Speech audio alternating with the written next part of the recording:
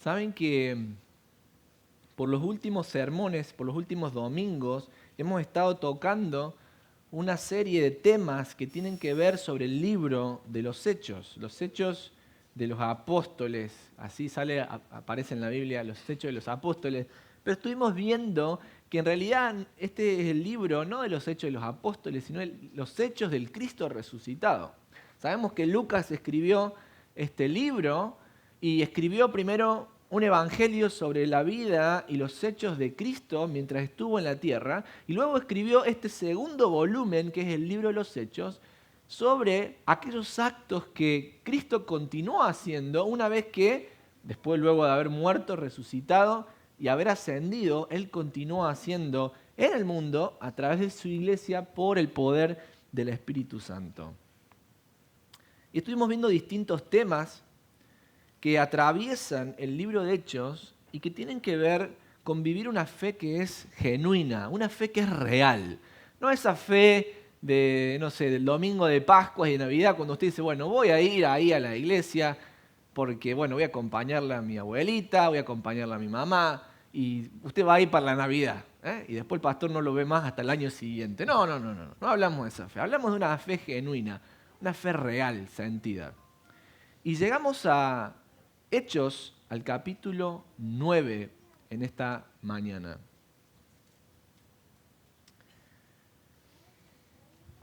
En la vida de una persona hay distintas etapas, ¿verdad? Y uno nace, va creciendo, después se convierte en un niño, pero hay un momento quiebre en la vida de una persona, ¿verdad? Hay un momento que es crucial, y es cuando si es una jovencita, se convierte en mujer, y si es un varón, un joven, se convierte en un hombre. Y distintas culturas y sociedades tienen distintas formas de que uno se convierta de niño, pase a la adultez, ¿verdad? Pero en el caso particular, en mi caso, en mi país y donde yo vengo, uno se convertía en un hombre, de acuerdo a la tradición de mi familia, cuando se podía pagar las cuentas. Si uno no se podía pagar las cuentas, pues entonces todavía seguía siendo un jovencito, pero no era un hombre. No importaba cuántos años uno tuviera. Puede tener, 30 años y si no podía pagarse las cuentas, de acuerdo a la tradición de mi familia, uno todavía no era un hombre. Porque en mi casa nos enseñaban que un hombre tenía que proveer para su familia. Entonces, ¿cómo estaba listo un jovencito para ser un hombre y comprometerse en una relación amorosa? Bueno, cuando podía proveer. Así que cuando mi corazón quedó flechado por la belleza de mi esposa Tami, yo era muy jovencito, tenía como unos 20 años, estaba en la universidad todavía, y mi padre me dijo, sí, todo muy lindo que usted la quiere, mi hijo, pero yo no le voy a dar dinero para que usted la saque a pasear a su novia. Así que me tuve que conseguir un trabajo. ¿Qué marca esta palabra que nosotros hablamos, convertirse en un hombre, convertirse en una mujer? Significa que hay algo que va a cambiar nuestras vidas, ¿no? Imagínese que usted es un hombre que está ahí jugando todo el tiempo, que no tiene responsabilidades, que no provee para su familia. ¿Puede decir que esa persona es un hombre? Y no, porque un hombre lleva responsabilidades, un hombre sale a defender a su familia, a proveer para su familia, ¿verdad? No está ahí jugando, no está esperando que le vengan las cosas de arriba. Lo mismo de una mujer. Usted diría que una persona es una mujer cuando esa persona tampoco se ocupa de su familia, siempre hace lo que ella quiere. ¿Algo no le gusta? No juego más, me voy de la casa. No, una mujer tiene responsabilidades. ¿Y qué marca el convertirse de una niña a una mujer y de un jovencito a un hombre? Esa palabra que nosotros utilizamos, convertirse. ¿Convertirse en qué? De una cosa a la otra. Y cuando nos convertimos de niños a hombres o de niñas a mujeres, significa que estamos cambiando. Significa que hay un cambio. Hay cosas que ya no vamos a hacer más que solíamos hacer antes. Imagínese si usted viera un hombre grande comportarse como un niño. Y usted dirá, es mi esposo. No sea tan mala. Imagínese ver un hombre grande comportándose como un niño. ¿Qué nos pasa a nosotros? Bueno, entonces no tiene algún problema o no está bien. Nosotros usamos mucho esa palabra, conversión. Y es una palabra que quiero que estemos trabajando en el día de hoy a la luz del texto que tenemos delante de nosotros. ¿Por qué? Porque quizás este ejemplo que doy nos pasa a nosotros en nuestra vida que muchas veces queremos cambiar. ¿Cuántas veces usted dijo, quiero cambiar, quiero ser una persona diferente? Esto que estoy haciendo no lo quiero hacer más. Y usted empieza un día, se miró 10 videos en YouTube para ver cómo poder hacer eso nuevo y tiene toda la fuerza. ¿Y qué le dura? Le dura lo que dura un suspiro, el cambio. Pasaron 3 días y ya volvió lo mismo, y otra vez. Y uno se siente mal y se frustra. Y uno dice, ¿por qué quiero cambiar y no puedo? Y quizás esa es la pregunta que te estás haciendo en esta mañana. ¿Por qué quiero cambiar? Quiero dejar de vivir esta vida en la que estoy viviendo, que me frustra. Quiero tener una vida de propósito y no puedo. Hago esfuerzos y todo me falla. ¿Qué me pasa? Bueno, ¿no será que tenemos que entender que intentar cambiar por nuestra propia cuenta es una cosa, pero convertirse es una cosa diferente? Y esto es ciertamente lo que está pasando un poquito en el contexto en el cual Lucas escribe el libro de los Hechos. Este es un libro que se escribe en el primer siglo de la humanidad, donde los cristianos recién la iglesia se estaba empezando a formar. Y como vemos, el Evangelio ya había salido de Jerusalén, había impactado en Samaria, Hechos capítulo 8, por medio de la predicación de Felipe, lo vimos el domingo pasado. Y entonces, ¿qué estaba pasando? Iban entrando en esta comunidad de fe, esta nueva comunidad de fe, nuevas personas. Ya no eran solamente los de Jerusalén, ahora también los samaritanos entraban.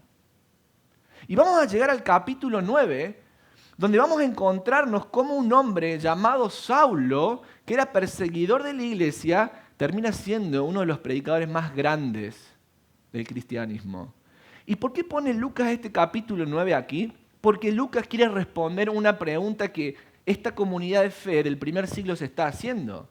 Y esa pregunta es, ¿cómo sabemos quiénes realmente se han convertido a Dios de todo su corazón y quiénes están pretendiendo? ¿Se acuerdan que en el capítulo 8 vimos el ejemplo de Simón el mago? Que él sí dijo, yo creo, se bautizó, hizo todo, pero ¿qué le pasaba en su corazón? No había habido un cambio en su corazón. Entonces sí, iba a la iglesia, se bautizó, hizo todo, pero se había muerto en su corazón. Y Lucas agrega esta historia principalmente para demostrarle a esos primeros cristianos cómo sabemos cuándo hay una conversión real y cómo sabemos cuándo no.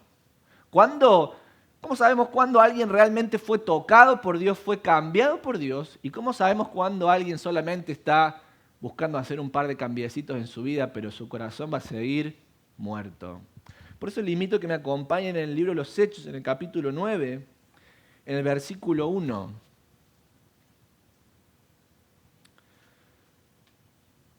Les doy un poquito de contexto para los que no han estado con nosotros en los últimos domingos.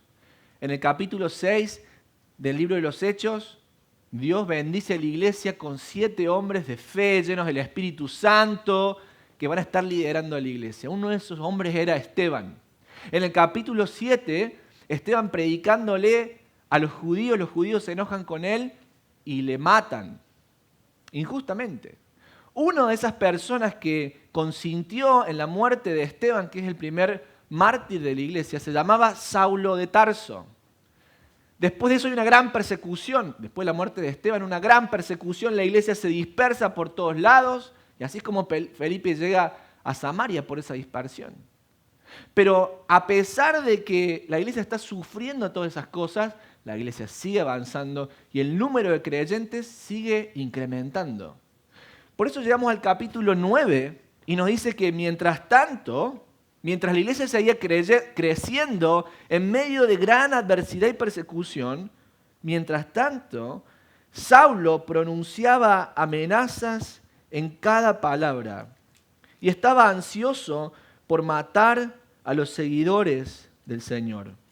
Así que acudió al sumo sacerdote. Le pidió cartas dirigidas a las sinagogas de Damasco para solicitarle su cooperación en el arresto de los seguidores del camino que se encontraban ahí.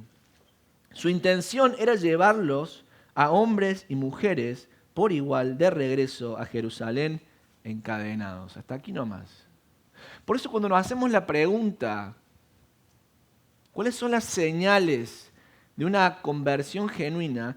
Lo primero que tenemos que ver es que la conversión es una obra de Dios. Y déjenme que les explique esto. La conversión es una obra de Dios. Lucas inicia este capítulo, el capítulo 9, diciéndonos quién es este Saulo que luego va a tener un encuentro con Dios. Este es un hombre que es un hombre educado. En Hechos, en el capítulo 22, vamos a ver que él se instruyó a los pies de Gamaliel. Es decir, fue a la Universidad de Yale, a la Universidad de Harvard de la época.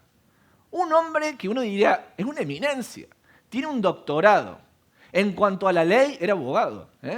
En cuanto a la ley, fariseo. O sea, selecto. Romano, había sido ciudadano romano de nacimiento. En esa época ser ciudadano romano era muy importante porque tenía muchos derechos. El imperio romano gobernaba casi todo el mundo conocido. Entonces un ciudadano romano podía ir por todo el mundo, hacer lo que ellos quisieran, tenían muchos derechos que los que no eran ciudadanos romanos no lo tenían. Y Pablo tenía esta ciudadanía de nacimiento. Se cree que su padre la había adquirido, la había comprado y se la pasó a él. Un hombre educado, un hombre con mucho privilegio social, político, pero nos dice la palabra de Dios que era un hombre iracundo, un hombre lleno de ira, un hombre violento. Usted mira, pastor, no lo destroce así el apóstol Pablo. Bueno, pero este era antes de conocer a Cristo. Miren lo que dice la palabra. Saulo pronunciaba amenazas en cada palabra y estaba, escuchen esto, ansioso por matar a los seguidores del Señor. Es una persona que respira amenaza. Yo no sé si usted algún día se encontró con una persona así. Son personas que usted habla dos palabras con ellos y uno se quiere ir porque son personas negativas. Siempre enojados, siempre gruñones y usted lo ve en la cara. Se van encorvando con el tiempo. Y respiran amenazas. Se quejan del gobierno, se quejan de la esposa, se quejan de los hijos, se quejan de la sociedad, se quejan de todo. Se viven quejando de todo. Pasa algo bueno y en vez de celebrarlo, ¿qué hacen estas personas? Se quejan. Siempre le buscan el lado oscuro a las cosas.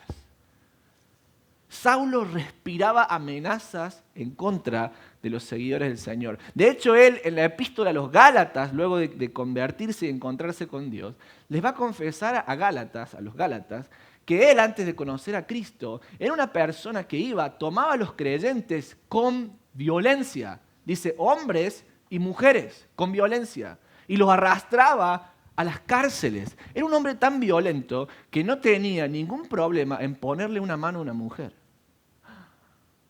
¡Wow! ¿Ese es el apóstol Pablo? Usted nunca lo pensó, pero está ahí en el texto. Un hombre violento. Un hombre que no tenía ningún tipo de escrúpulo, incluso en ejercer violencia contra una mujer. Y estaba respirando amenazas, pero no solamente en contra del mundo, en contra de la iglesia. Saulo se convierte en el primer opositor, el gran exponente de la oposición contra el movimiento cristiano.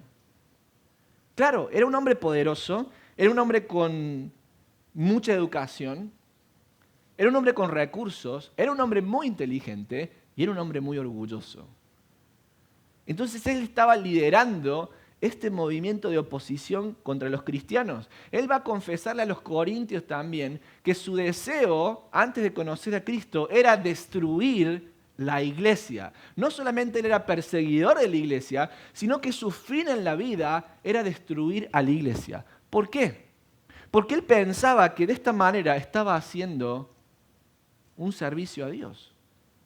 Miren qué equivocado y qué ciego estaba, que pensando que arrastrar a hombres y mujeres con violencia y echarlos en la cárcel, él pensaba que así estaba cumpliendo la voluntad de Dios. Miren lo ciego que estaba.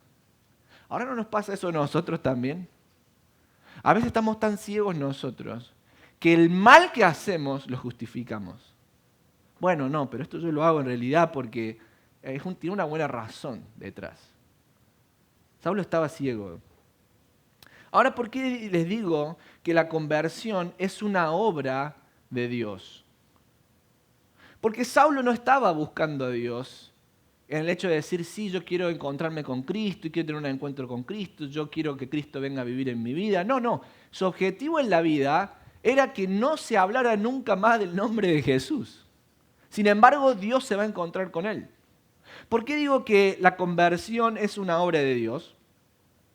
Porque como lo vamos a ver luego, Dios empieza a armar un plan. Saulo tiene su propio plan. Su plan es destruir a la iglesia. Ese es su plan y él está ahí fascinado con su plan. Sin embargo, Dios también tiene un plan. Y aunque Saulo quiera hacer sus cosas, Dios va a planear el momento, la circunstancia, el lugar para que Saulo se encuentre con Cristo. Y en el camino a Damasco va a pasar algo. Y después Dios va a mover otras personas en la ciudad de Damasco, otros creyentes, y vamos a ver cómo Dios es el gran arquitecto de la salvación. Cómo Dios va a planear cada detalle para tomar ese Saulo que ni siquiera estaba pensando en Jesús, que quería terminar con el nombre de Jesús, y lo va a convertir en una persona nueva. La conversión es una obra de Dios. Sigamos viendo qué pasó. Versículo 3. Al acercarse a Damasco para cumplir esa misión, es decir, echar a hombres y mujeres por igual en la cárcel, una luz del cielo de repente brilló alrededor de él. Saulo cayó al suelo y oyó una voz que le decía, Saulo, Saulo, ¿por qué me persigues? ¿Quién eres, Señor?, preguntó Saulo. Yo soy Jesús, a quien tú persigues, contestó la voz. Ahora levántate, entra en la ciudad y se te dirá lo que debes hacer. Versículo 7. Los hombres que estaban con Saulo se quedaron mudos, porque oían el sonido de una voz, pero no veían a nadie. Saulo se levantó del suelo, pero cuando abrió los ojos estaba ciego. Entonces sus acompañantes lo llevaron de la mano hasta Damasco. Permaneció allí ciego durante 3 días sin comer ni beber. En primer lugar, la conversión es una obra de Dios. Dios es el que va a mover las piezas, Dios es el que va a armar su plan para buscar y redimir a Saulo. Pero en segundo lugar, la conversión no puede ocurrir si no hay un encuentro personal con Cristo. Se lo digo de otras palabras. Para que haya una conversión, un cambio radical, sí o sí tenemos que tener un encuentro personal con Cristo. Dice, pastor, ¿qué significa conversión? Conversión es un concepto bíblico que está íntimamente relacionado al arrepentimiento. Es decir, cuando hablamos de conversión, hablamos de arrepentimiento. No puede haber conversión si no hay arrepentimiento. Y me dirá usted, pastor, ¿qué significa arrepentirse? Muy buena pregunta. El arrepentimiento, estoy hablando yo solo como los locos, El arrepentimiento significa en la Biblia cambiar de dirección, cambiar de rumbo. Es decir, si yo me dirigía en este sentido, ahora me dirijo en el sentido opuesto. Es un cambio de 180 grados. Por eso cuando alguien le dice, uy, estoy arrepentido de lo que hice. Ajá, ¿estás arrepentido? Bueno, si estás arrepentido entonces, tu vida tiene que dar un giro radical de 180 grados. Si estabas haciendo algo que te causa arrepentimiento, no lo vas a hacer más y vas a hacer totalmente lo opuesto. Si eras gruñón con tu esposa, vas a dejar de ser gruñón si estás arrepentido y vas a ser amable con ella. Si eras un ladrón y estabas robando, vas a dejar de robar y vas a empezar a trabajar para compartir con otros lo que trabajas con tus manos. Si eras un alcohólico y querías tomar en la bebida y ahogar todos los problemas ahí y estás arrepentido, bueno, pues lo dejas de hacer y cambias el rumbo. La conversión es igual al arrepentimiento, el arrepentimiento es igual a un cambio de dirección, una palabra que se encuentra a través de todo el libro de los Hechos. ¿Cuáles fueron las primeras palabras de Jesús si mal no lo recuerdo, Mateo capítulo 3, cuando inicia su ministerio. ¿Cuáles son las primeras cosas que Jesús dice? Arrepentíos, porque el reino de Dios se ha acercado. Yo no sé qué estás escuchando afuera, qué te dicen en las iglesias donde vas, pero no puede haber conversión, no puede haber un cambio radical en tu vida si no hay arrepentimiento. No porque lo diga el pastor Leandro, porque lo dijo el Señor Jesucristo y es un concepto que está a través de toda la Biblia. Deuteronomio capítulo 4, Dios le dice al pueblo, volveos a mí. Es decir, si ustedes están yendo en esta dirección y alejándose de mí, cambien su rumbo y búsquenme a mí. Eso significa arrepentirse. En el libro de Isaías, de Ezequiel, encontramos el mismo concepto. Arrepentirse significa que cambiamos la dirección, el rumbo que tenemos y hacia dónde vamos.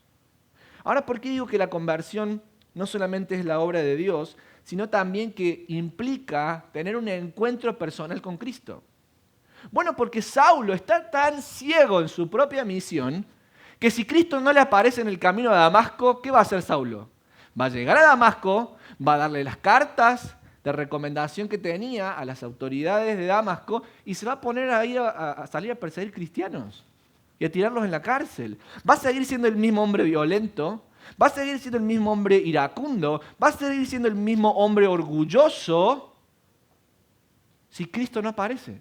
Si Cristo no lo encuentra en el camino a Saulo, Saulo se va a morir en la angustia y en la amargura de su identidad muerta. Ahora, lo interesante del texto es que Cristo se le aparece a Saulo. Notemos este gran detalle. ¿Es Saulo el que está buscando al Señor Jesús? Señor Jesús, ¿dónde estás? ¡No! Saulo va por su vida haciendo lo que a él le place. Es Cristo el que lo encuentra. Es Cristo el que lo encuentra. Es de Dios la iniciativa de buscar a Saulo. Ahora entendamos un poco qué significa tener un encuentro personal con Cristo de acuerdo al texto. Dice, al acercarse a Damasco para cumplir esta misión, una luz del cielo de repente brilló alrededor de él. 2 palabras digo de esto. Esta luz del cielo es una imagen de lo que en la Biblia se conoce como una teofanía. ¿Qué es una teofanía? Es una aparición de Dios. Y está haciendo referencia a las apariciones que Dios ha tenido no solamente en el Antiguo Testamento, sino en el Nuevo Testamento por la persona de Cristo. De hecho, las visiones, el tema de las visiones en el libro de Hechos es muy importante. Y les doy un dato. ¿Por qué es importante las visiones en el libro de Hechos? Bueno, porque este es un libro que se escribe no solamente para los judíos, sino para todo el mundo. El Evangelio tenía que llegar no solamente a Jerusalén, sino hasta los confines de la tierra. Y en el mundo en el que estaban, en el mundo greco-romano, lo visual era muy importante. El testigo ocular tenía validez en una corte. Es decir, si yo decía que pasó algo, iba a la corte y testificaba, sí, pasó, esto pasó. ¿Y usted cómo sabe?, me preguntaba el juez. Si yo decía porque me lo dijo doña Petrona, entonces había un problema con mi testimonio. ¿Por qué? Y porque yo no lo vi. Lo vio doña Petrona, pero yo no. Es lo que ella me dijo. O sea que ser un testigo ocular es muy importante a la hora de que el testimonio sea creíble. Y como este libro va a ser leído por un montón de personas que están en la cultura greco-romana, es importante que Saulo, el perseguidor de la iglesia, tenga esta experiencia. Y por eso está esta visión ahí. Se le aparece el Señor revestido en luz. Cantábamos eso en el día de hoy. De repente brilló alrededor de él. Y miren lo que dice el versículo 4. Saulo cayó al suelo. ¿Cayó al suelo de dónde? ¿Dónde estaba Saulo? ¿Saben dónde estaba Saulo? En un caballo. De hecho, si usted tiene otra versión, va a decir que Saulo iba a caballo. Una persona que iba a caballo en la época era una persona que tenía recursos. Era una persona distinguida. Era una persona que iba revestida de una cierta autoridad. Los otros iban a pie. Pero él iba a caballo. ¡Wow! Saulo era esa persona que todo el mundo quería ser. El que tenía educación, tenía fama, sabía cómo articular las palabras y tenía recursos. ¿Qué pasó cuando se encontró con Jesús? Se cayó del caballo. Es muy fuerte este símbolo porque nos indica que encontrarse con el Cristo de la resurrección no es este mensaje que escuchamos todos los domingos en las iglesias. Sí, ven que Cristo te abraza como estás y Él te ama así como te hizo, no tienes que cambiar nada. No, no, no, no, no. Si tienes un encuentro con el Cristo de la resurrección, Cristo te va a tirar de tu caballo. Te va a tirar del lugar donde tú te has puesto como el Señor y el Dios de tu vida, porque ese lugar solo le corresponde a Él. La luz de Cristo brilla con tanta intensidad que ni siquiera un hombre como Saulo puede aguantarlo y es derribado de su cabalgadura. ¡Wow! Encontrarse con el Cristo de la resurrección implica que automáticamente la voz de Dios y la luz, el resplandor de Cristo, nos hace tomar nuestro lugar. ¿Saben que muchas veces nosotros perdemos cuenta del lugar que tenemos? Y nos creemos que somos más que otros, porque tuvimos una educación, porque tenemos cierto color de piel, porque tenemos cierto estatus legal, porque, soy mejor que los otros. Encontrarse con el Cristo de la resurrección te va a poner en tu lugar. Porque el único lugar de tu vida, que es el trono de tu vida, le corresponde solamente a Dios. ¿Qué es encontrarse con el Cristo de la resurrección?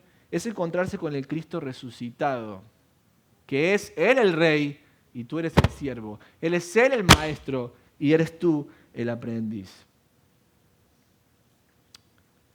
¿Qué más nos dice el texto? Saulo, Saulo. Escuchó una voz, Saulo, que le decía, ¿por qué me persigues? ¿Qué es lo que le pregunta a Saulo? ¿Quién eres, Señor? Imaginen que usted va a caballo en su vida y le pasa esa luz y cae. Y usted escucha una voz que le dice, Saulo, Saulo, ¿por qué me persigues? Saulo inmediatamente lo que pregunta es, ¿quién eres, Señor? Saulo se está dando cuenta que las palabras que está escuchando no son palabras normales. Saulo se está dando cuenta que las palabras que está escuchando son palabras que vienen ¿de quién? De un poder divino, de una autoridad divina. ¿Quién eres, Señor? Y el Señor le contesta, yo soy Jesús, a quien tú persigues. Contestó la voz. La versión Reina Valera nos dice que el Señor le dice, dura cosa te es dar patadas contra el aguijón. Y Saulo le contesta, ¿qué quieres que haga, Señor? Y le dice, ahora levántate, entra a la ciudad y se te dirá lo que debes hacer. Un encuentro personal con Cristo nos pone a nosotros en una posición donde Cristo no solamente es el Salvador de nuestras vidas, pero también se convierte en el Señor de nuestras vidas. ¿Qué significa? Que cuando nos encontramos con Cristo, inmediatamente nos ponemos a disposición y a las órdenes del Señor. Y esto es muy importante notarlo. ¿Por qué? Porque a veces pensamos que yo puedo tener una conversión genuina y seguir siendo yo el Rey y el Señor de mi vida. Ay, tuve un momento tan hermoso en la iglesia, creo que me convertí. Creo que el Señor me salvó, creo que ahora soy de Dios. Y uno está extasiado con ese momento. Pero después vuelve a su casa y cuando Dios le dice, mira, esto es lo que quiero que hagas, tú le dices, no, Señor, yo no lo voy a hacer. Cuando Dios te empieza a pedir que hagas esos cambios en tu vida, que cortes esos pecados, que vivas una vida diferente, tú dices, no, a ella no.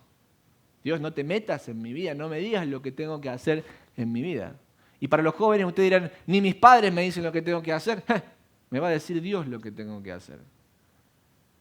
Si realmente quieres un cambio en tu vida, necesitas entender el concepto de conversión. Y para convertirte, cuando uno escucha la voz de Dios, ¿qué es lo que pasa? Tiene que ponerse a disposición del Señor. Lo que Él me diga, tengo que hacer. Saulo, le recuerdo, iba camino a destruir la iglesia de Dios. Sin embargo, cuando se encuentra con Cristo, su vida tiene un momento de stop. Y es muy interesante porque el texto nos dice en el versículo 7 que los hombres que estaban con Saulo escuchaban que estaba pasando algo, escuchaban un ruido, esa es la palabra en griego, escuchaban un ruido, pero no sabían qué es lo que ese ruido, esa voz, le estaba diciendo a Saulo. O sea que la revelación fue real y la gente que estaba al lado podía ver que algo estaba pasando ahí, pero no podían escuchar las palabras que esa voz decía. Ahora, ¿sabes qué pasa? Lo mismo con nosotros cuando nos encontramos con Cristo. Cuando Cristo te habla el corazón. Te llama por tu nombre. Leandro, un día me llamó a mí. ¿Por qué me persigues? Y produce un cambio en la vida de uno tan grande que los demás se dan cuenta que algo está pasando. Sí, las personas no pueden entender bien cómo es mi fe, qué es lo que yo creo, no entienden por qué este hombre o esta mujer que llevaban esta vida cambiaron de manera tan radical. Pero pueden ver que está pasando algo, lo mismo que ocurre en Hechos capítulo 9, verso 7.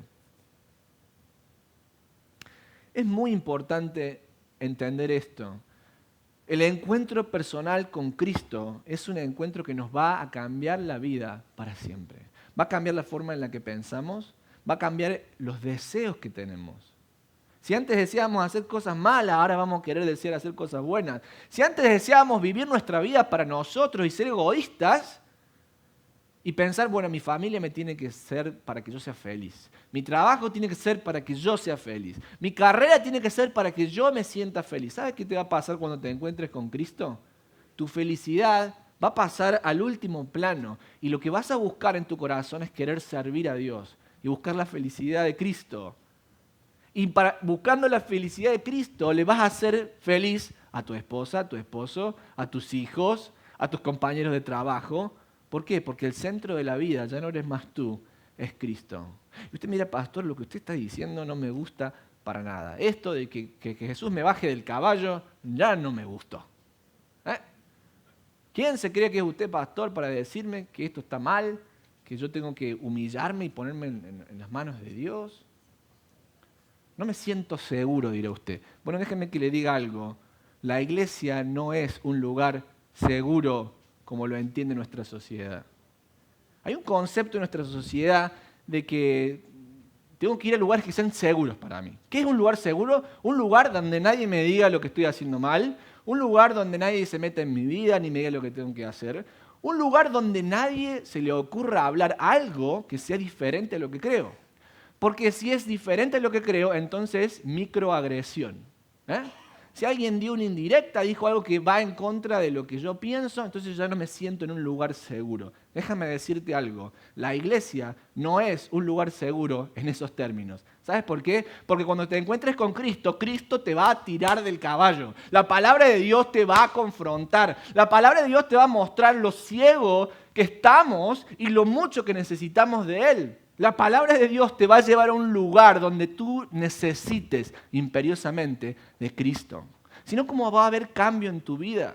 Si lo único que tú estás buscando es un lugar seguro, relaciones seguras, bueno, nunca va a haber ningún cambio en tu vida. Pastor, usted te lo está inventando. No, mi querido. Juan, en el Evangelio según San Juan, en el capítulo 11, ¿qué nos dice la palabra? Que luego de que Jesús resucita a Lázaro, se hizo un concilio para matar a Jesús. ¿Saben por qué lo querían matar a Jesús? Porque Jesús estaba trayendo muchos problemas. Y usted puede leer Juan capítulo 11, en el verso 40 en adelante. Va a ver que ese concilio se reúne para decir, si Jesús sigue predicando ese mensaje, van a venir los romanos y van a creer que Jesús es el rey y nos van a destruir el templo. Nos van a destruir todo el templo que nos costó hacer ese templo. No, hay que matarlo a este hombre. Porque mejor que lo maten a él para que nosotros tengamos ¿qué? Seguridad. Y el mundo te vende esa seguridad. No, mira, no digas esto porque no corrijas a la gente, no digas nada porque sabes que vas a perder tu seguridad en las relaciones. Ya no te van a mirar bien. ¿Sabes qué? No digas que eres cristiano en tu trabajo porque sabes que ya el jefe te va a mirar con malos ojos, ya no te va a poder promover. El mundo vende seguridad. Incluso usted puede ir a una iglesia del llamado Evangelio de la Prosperidad, donde en vez de encontrarse con el Cristo que nos confronta, usted se va a encontrar con un Cristo que dice, pero dale que va. ¿Quieres? Me salió el acento argentino ahí, discúlpenme. Vamos bárbaro, vamos genial. Por favor, les pido por favor que puedan poner sus teléfonos en modo silencioso, así puedo continuar la palabra de Dios. ¿Ves? Lo confronto. donde lo que se predica en esas iglesias es seguridad. Seguridad económica, seguridad en el amor, seguridad en el trabajo, seguridad, una paz preciosa y perfecta en toda tu vida para que uno viva feliz y tranquilo. Ese concepto de seguridad es una ilusión, no existe. ¿Sabe cómo sé que no existe? Porque usted sale a la calle y usted no sabe si usted dobla la esquina y le chocan el auto. Usted no sabe eso. Usted no sabe si un familiar suyo va a sufrir una tragedia que le va a cambiar la vida o no. Usted no sabe por cuánto va a tener su trabajo. Usted no sabe si el día de mañana va a seguir respirando. Usted no sabe si usted va a tener salud el día de mañana para dar un día más de trabajo. Usted no lo sabe. Y esos falsos predicadores no se lo pueden dar. La única seguridad y la única paz la encontramos cuando nosotros entendemos que siendo pecadores, Cristo murió en la cruz por nosotros y Él nos justifica al punto que tenemos paz para con Dios. No busques la paz en tus finanzas, en tu corazón, en tus relaciones. Busca la paz con Dios. Y eso es un concepto que solo puede ser adquirido a través de la obra de Cristo. Él pagó tus pecados. Él murió en la cruz por ti y por mí. Y solamente poniendo la fe, dice la palabra de Dios en Romanos en el capítulo 5, que por la fe nosotros somos justificados y tenemos paz para con Dios. Cuando tú estás en paz con Dios, no importa que te choquen el auto, no importa que pierdas el trabajo, no importa que pasen tragedias en tu vida, tú sabes que estás plantado, tu vida está cimentada, tus planes se van edificando en una roca que es inmovible, que es la roca de Cristo. Por último, mire, se me fue el tiempo, yo sé que no me funcionaron las notas y se me va el tiempo siempre. ¿Cuándo hay una conversión genuina? ¿Cuándo hay un cambio genuino? Dijimos cuando no entendemos que la conversión es una obra de Dios, cuando entendemos que la conversión es un acto que requiere necesariamente un encuentro con Cristo. ¿Cómo es ese encuentro? A la luz de lo que dice el texto. Pero por último, la conversión requiere la obra del Espíritu Santo. Dice el versículo 10. Miren, ustedes noten cómo Dios va orquestando todo. Se encuentra con Saulo, lo tira del caballo y le dice, ve a Damasco. Ahora en el versículo 10, miren lo que Dios va a seguir haciendo. Ahora bien, había un creyente en Damasco llamado Ananías. El Señor le habló en una visión, lo llamó Ananías. Sí, Señor, respondió. El Señor le dijo, ve a la calle llamada derecha a la casa de Judas. Cuando llegues, pregunta por un hombre de Tarso que se llama Saulo. En este momento él está orando. Le he mostrado en visión a un hombre llamado Ananías que entra y pone las manos sobre él para que éste recobre la vista. Versículo 13. Pero Señor, exclamó Ananías. Pero Señor, he oído que a mucha gente hablar de las cosas terribles que este hombre les ha hecho a todos los creyentes de Jerusalén. Además tiene la autorización de los sacerdotes principales para arrestar a todos los que invocan tu nombre. Imagínense que usted está un día ahí en su casa y recibe una misión de Dios. Dios le dice a Ananías, ve a la casa del hombre que está metiendo hombres y mujeres en la cárcel, a los cristianos. ¿Cómo? Ananías dice, pero Señor, si yo voy ahí, el próximo que va a estar en la cárcel de Jerusalén voy a ser yo. Sin embargo, en el versículo 15 el Señor le dice, ve porque Él es mi instrumento elegido para llevar mi mensaje a los gentiles y a los reyes, como también al pueblo de Israel. Este es un versículo que apoya más esta lección que veíamos en esta mañana, de que la conversión es una obra de Dios. Pablo ya había sido elegido por Dios para ser su instrumento. Versículo 15. El Señor le dijo, 16, y le voy a mostrar cuánto debe sufrir por mi nombre. Así que Ananías fue y encontró a Saulo, puso sus manos sobre él y dijo, hermano Saulo, el Señor Jesús, quien se te apareció en el camino, me ha enviado para que recobres la vista y seas lleno del Espíritu Santo. miren qué interesante. Cuando interviene el Espíritu Santo, versículo 18, al instante algo como escamas cayó de los ojos de Saulo y recobró la vista. Luego se levantó y fue bautizado. Después comió algo y recuperó las fuerzas. Qué interesante esto. Saulo estaba ciego, había quedado cegado por la luz de Cristo. Y esto es una referencia a que en nuestro encuentro con Cristo nosotros nos damos cuenta de cuál es nuestra condición. Antes de conocer a Cristo, Saulo pensaba, yo no estoy mal, yo no tengo nada para cambiar. Cuando Saulo se encuentra con Cristo, Saulo se da cuenta que está ciego. ¡Wow! ¡Qué cambio tan grande! Ahora, ¿cuándo es que opera? ¿Cuándo es que Saulo recibe la vista? Cuando el Espíritu Santo de Dios toca su corazón. Y dice la palabra que cayeron escamas de sus ojos. Por eso muchos de ustedes todavía siguen batallando y luchando. Quiero cambiar, quiero ser diferente, quiero ser un nuevo. Pero hasta que el Espíritu Santo de Dios no haga la obra de regeneración en tu corazón, ¿qué va a pasar? Nada. Esas escamas van a salir en tus ojos y no vas a poder ver. Por eso es importante que nosotros entendamos la conversión en estos pasos. Es una obra de Dios. Requiere un encuentro con el Cristo de la resurrección y opera por medio de la regeneración del Espíritu Santo. El profeta Ezequiel, en el capítulo 36, hablando del Espíritu Santo, nos dice lo que el Espíritu Santo hace en mi corazón. El Espíritu Santo cambia ese corazón de piedra que tengo por uno de carne que puedes sentir. Te invito a que tengas un tiempo de reflexión ahí con Dios donde estás.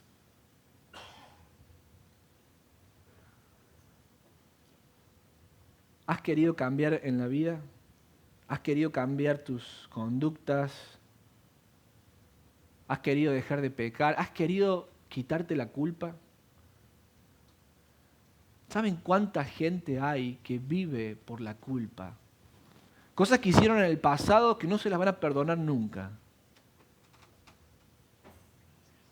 Hay personas que viven atormentados por las cosas que hicieron o por las cosas que les hicieron. Y quizás tú te has dicho muchas veces, ¿hasta cuándo voy a vivir torturado por esto? Y has querido cambiar. ¿Sabes qué? Por tus propios medios no lo puedes hacer. Necesitas a Cristo.